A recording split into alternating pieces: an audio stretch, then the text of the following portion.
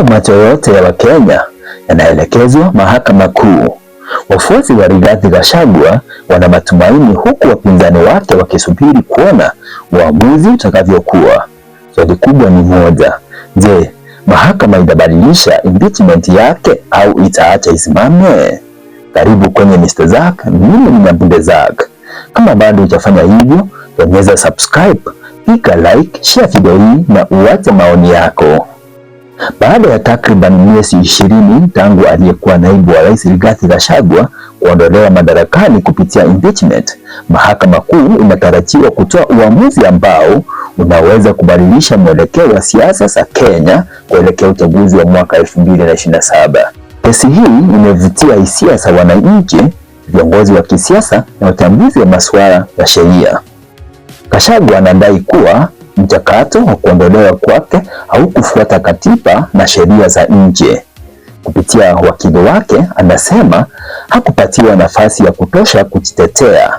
Mchakato ulikuwa wa haraka kupita kiasi. Kulikuwa na mapungufu katika ushirikishwaji wa umma.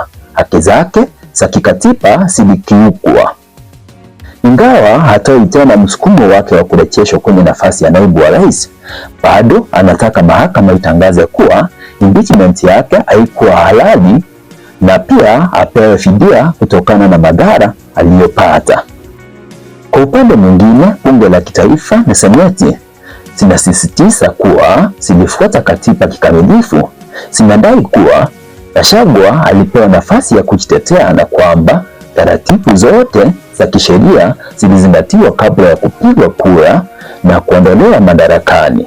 Kwa hiyo, ninaomba mahakama itupilie mbali maombi yake. Akizungumza kanisani siku moja kabla ya hukumu huu, Gachagua alisema yuko tayari kupokea matokeo yoyote. Alisema ikiwa mahakama itaamua kuwa aliondolewa kinyume cha sheria, atashukuru kwa haki kupatikana.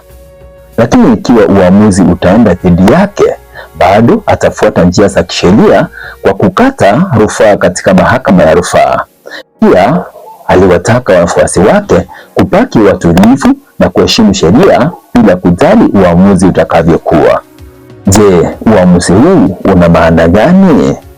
Iwapo mahakama itathibitisha impeachment, itakuwa ushindi mkubwa wa Gachagua kisiasa. Inaweza kuimarisha nafasi yake kuelekea uchaguzi wa mwaka 2027. Pia inaweza kuweka mfano mpya kuhusu namna viongozi wakuu wanavyoweza kuondolewa madarakani. Iwapo mahakama itaunga mkono impeachment, Gachagua bado atakuwa na nafasi ya kukata rufaa. Mwelekeo wake wa kisiasa katika eneo la Mlima Kenya na taifa kwa ujumla unaweza kubadilika. Kampeni za uchaguzi wa mwaka 2027 zinaweza kuingia sura mpya.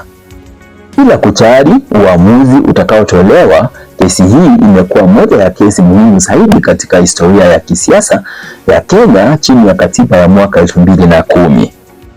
Je, mahakama itasimama upande wa mchakato wa bunge na seneti au itaona kuwa haki za Gachagua zilikiukwa? Majibu yake yatapatikana kupitia hukumu ya Mahakama Kuu. Mimi ni Nyambunde Zack na hii ni Mr. Zack.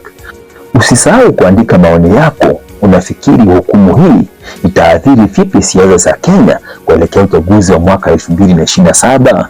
Asante kwa kutazama, tuonane kwenye makala nyingine. Asante.